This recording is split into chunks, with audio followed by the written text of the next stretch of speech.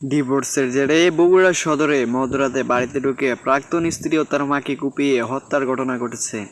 শুক্রবার 28শে ফেব্রুয়ারি দিবাগত রাতে উপজেলার সাবগ্রাম মধ্যপাড়ায় মা ও মেয়েকে হত্যার ঘটনা ঘটে।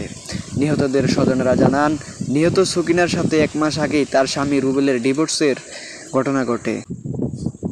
তার জের ধরে শুক্রবার মধ্যরাতে সকিনার বাড়িতে ঢুকে তাকে ও তার মাকে এলোপাতাড়ি কুপিয়ে চলে যায় তার প্রাক্তন স্বামী রুবেল। স্বজনদের অভিযোগ, বগুড়া সদরের আকাশতারা এলাকায় রুবেলের সঙ্গে সকিনার বিয়ের 7 বছর হলো। পারিবারিক কিছু কলহের জেরে মাসখানেক আগে তাদের বিচ্ছেদ হয়ে যায়। শুক্রবার দিবাগত রাতে রুবেল তার প্রাক্তন স্ত্রী সকিনার বাড়িতে গেলে তাদের ভিতর বাকবিতণ্ডা শুরু হয়।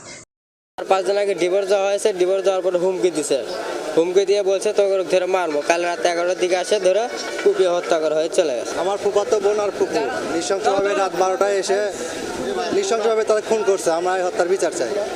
এক পর্যায়ে রুবেল ধারালো অস্ত্র দিয়ে সকিনাকে কুপিয়ে আহত করে।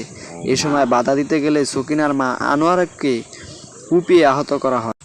মা ও মেয়ের চিৎকার শুনে স্থানীয়রা তাদের উদ্ধার করে হাসপাতালে পাঠালে সেখানে চিকিৎসাধীন অবস্থায় শনিবার 1 মার্চ ভোরে সকিনা বেগম ও বেলা 10:30টার দিকে তার মা আনোয়ারা বেগমের মৃত্যু হয়। পুলিশ বলেছে, ঘটনার অভিযুক্ত স্বামী রুবেলকে আটকে অভিযান চলছে। চেষ্টা চলছে। আসামিকে গ্রেপ্তার করতে পারলেই আমরা বাদ বাকি সব জিনিসগুলোকে আমরা নিয়ে আসতে পারবো।